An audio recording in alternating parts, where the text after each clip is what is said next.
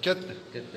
Мына урматтуу Жалал Абад облусунун тургундары, урматтуу калк, урматтуу жердештер, бүгүн дагы 5 адамдын оорусу менен катталды. Бул дагы Сузак районунда катталып атат. Үчөөсү умрага барып келгенде, 2 жаран бул контакт менен байланышкандар. Бул жерде Атабеков айыл өкмөтүнөн, Сузак айыл өкмөтүнүн достук айылынан жана Кызыл Туудан Бостон ушул айылдардан катталды. Урматтуу жарандар, уже бүгүнкү күндө кырдаал күндөн-күнгө курчуп баратат. Биз элдерге ушунчалык түшүндүрүү иштерин жүргүзсөк да, ага карабастан кээ бир Facebooktарга, соцсеттерге туура эмес маалыматтар чыгарып атат. Бул туура эмес маалыматы дегеним мындай оору жок, мындай мамлекет жөн эле өздөрүнүн бир чыгарганы болуп атат дейт. Андай эмес. Бүгүнкү күндө биз тамак аш жайлардын бардыгын жаптык. Тамак берүүчү жерлер толугу менен жабылды. Жөнөкөй кийим кече саткан жерлер толугу менен жабылды. Бүгүнкү күндө транспорт чоң каттамдардын бардыгын жаап атабыз. Алдар дагы жабылды, мына шаардын ичиндеги. Мунун жапканыбыздын биздин мамлекетке, экономикасына терс таасирин берет. Бирок ага карабастан биз жапканга мажбур болуп атабыз. Себеби бул оору таркап кете турган болсо, биз азыркы мына Европада болуп аткандан андан бетер болобуз. Эл бүгүнкү күндө бизге ишенбей атат, бул оору жок деп. Андай эмес, урматтуу туугандар. Оору толук кандуу бар. Оору бүгүнкү күндө мына 5 адамга кошулду. Контакт бүгүнкү күндө 2000ден ашып кетти. Ар бир ооруган адамдар менен сүйлөшүп контактты сурасак, бир адам 300 адамга чейин контакт кылган. Ошол ооруган адам 300 адамга чейин контакт кылып атат. Ал эми ошол жуктурган адам андан ары ар бири 300дөн. Бул деген эң коркунучтуу абалга жаратып атат. Урматтуу жарандар, мен сиздерден суранат элем. Бул жөнөкөй мындайча айткандай, мамлекет өзү чыгарган нерсе эмес. Мамлекет болушунча кайра наоборот 3 жолу лабораториядан өткөзүп атат. Биздики жалган информация кетип, өзүбүздүн экономикабызга аркага тартылбасын деп. Бирок ага карабастан 3 жерден тең уже тастыкталды. Бүгүн Сузак районунда 8 оору катталды. Бул уже контактка чыккандар дагы бар. Мунун ичинен азыр мен айтайын, дагы 90 адамдын результаты бүгүн чыгат. Эгер 90 адамдын ичинен дагы чыгып кала турган коркунуч бизде жаратып атат. Контакт күндө мына көчөнүн боюнда азыр келесак, жаш балалар эшиктеп келип атат, жүрүшөт.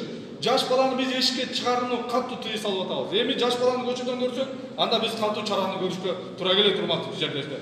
Эми элдин ичинде суроо болуп атат. Дыйкандар кантебиз деп. Дыйканчылык кылса, талага бар дыйканчылык кылсын.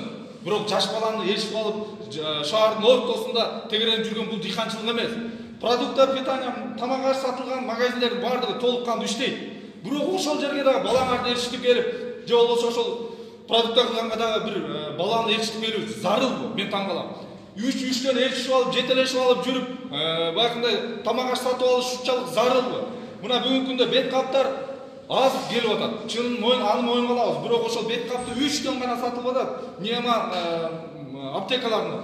Ошол сатылып алынган бет каптарды дагы максаттуу иштешиңиздерди суранат элем. Бир үйдөн бир адам ошол продукттар кылганга чыкса болот, калгандары үйлөрүндө изоляция кылып көчөгө чыкпаны биз суранат элем.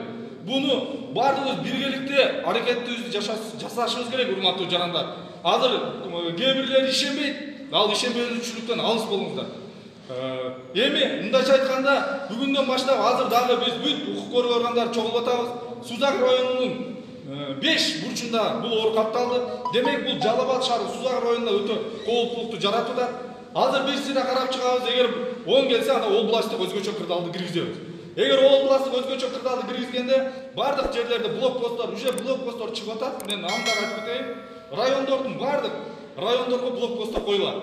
Ар бир адамга токтотуп, эгерде жөн эле эс алганы, же болбосо бир тууганынан кабар алганы кетип атса, анда аркага кайтыртабыз. Зарыл иштери менен, баягындай пордерлер менен, же болбосо бир ун алып келгени, же дагы макарон алып келгени болсо, аларга уруксат берилет. Ал эми калгандарын биз киргизишке аракет жасайбыз, урматтуу. Бардык. Эгер областтык өзгөчө кырдаал киргизиле турган болсо, анда биз катуу чара менен көрө баштайбыз. Баш бербеген адамдарды күчкө салабыз. Эгерде ушундай жок деп, туура эмес маалыматтарды таркаткандардын артынан түшөбүз. Жалган элди бударажды этип, жалган нерсеге апаргандардын да чаралап көрөбүз. Анан бүгүнкү күндө ун маселеси, тамак аш маселеси боюнча, ун маселеси боюнча базарларда турат. Биздин Матрезерде ундарыбыз бар.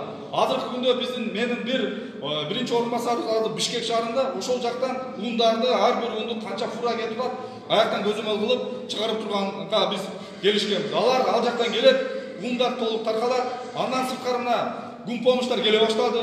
Аларды дагы ар бир үйгө өзүлөр айлык өкмөттө иштеген же болбосо кызматкерлер гана жеткирет. Бардыгы бет капта ушундай кылып жеткирилип берилип, өз жерлерине жеткизгенге аракет жасайбыз. Кыскасы ошондой урматтуу Жалал Абад областынын тургундары, дагы бир жолу сиздерди сурадым. Эч кимиңер үйдөн чыкпастан, эгерде тамак ашыңар түгөнгөн болсо, анда бир гана адам чыгыш керек. Бүгүнкү күндө базарлар, ун сатылган жерлер, тамак аш эмес, магазиндер, дүкөндөрдүн баардыгы иштеп атат. Алар биз көзөмөлгө алып турабыз, алар толук кандуу иштейт. Кыскасы ушул, суроо болсо бериңиз. Ушул жерде айтып өттүңүз, Сузак районунда көп каттар атат да. Бирок ушул алар дагы башкалар менен контакт жүргүзүүдө. Бүгүнкү күндө бизде баягы көчмө лабораториялар келет деп атты эле. Бүгүнкү күндө алардын анализин тесттерден чыгарып, маалымат берген ушул лабораториялар келдиби улубузга? Бүгүнкү күндө лабораториялар Ош шаарында азыр алып атат. Берки лабораториянын бир-эки немеси менен турабыз. Бирок биз лабораториядан чыккандан кийин дагы муну 3 жолу лаборатория Бишкек шаарына дагы жөнөтүлдү.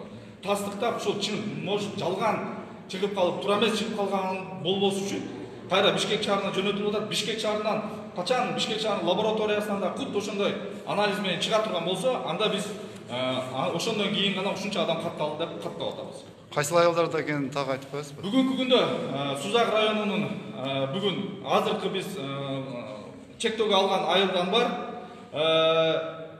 Атабеков айыл өкмөтүнөн бири жаран катталды. Достук айылынан, Сузак айыл өкмөтүнүн Достук айылынан. Мындайча айтканда, азыр эми бүт жактан чыгып атат. Эми кандай кылып курчок алабыз, кандай кылып элди киргизебиз, аны азыр укук көргөндөр менен сүйлөшүп атабыз. Же болбосо эгерде шаардын бүт тегереги болсо, же область деңгээлде өзгөчө кырдаал киргизебизби, аны макулдашып тез арада ичинде чечим кабыл алабыз. Бирок ага карабастан бүгүн блокпосттор уже коюлуп атат. Элдерге жергиликтүү бийлик айттык, түшүндүрүү тез аранын ичинде жүргүзгүлө, түшүндүрүү ошонун негизинде элдерди үйлөрүнө киргизип, сыртка чыгарганын аракеттери жүрүп жатат. Бул жаңы катталгандар контакт болгондорбу же кичажылык баргандар? Булардын ичинен 2 адам контакт менен болуп атат, 3-өө кичи ажылыкка баргандар болуп атат. Уже бүгүнкү күндө уже контакт менен болгондордун результаттары чыга баштаган, ошолор дагы ооруга чалдыккандары аныктала баштады. Бизден контакт болгондор экөө. Бизден контакт болгон экөө. Бирөө кичи ажылык барган. Ошондо жо 5 катталды. 5-онун 3-өө кичи ажылыкка барган, экөө контакт барган. Ал эми буга чейин 3-өө болгон, азыр 8 болуп атат. Бул биз жөнөткөн 130 немени жөнөткөнбүз. Анализ жөнөткөнбүз. Анын ичинен 40-нан 5 чыгат. Дагы 90 адамдын немесин күтүп турабыз. Бул кече ноокаттыктарга байланыштуу эмеспи? Кече ноокаттан кийинки случайда областта да 9 болду дедиле. Алар кандай болуп атат? Ноокаттыкына биз Ош областы боюнча менде маалыматым жок экен. Жок, ошолор менен чогуу келген Жалал Абад облусунун тургундары боюнча. Бүгүнкү күндө бизде ошо кече ажылыктан биринчи 3 адам катталбады. Ошондон бизде Жалал Абад областынан 51 адам барып келген болду.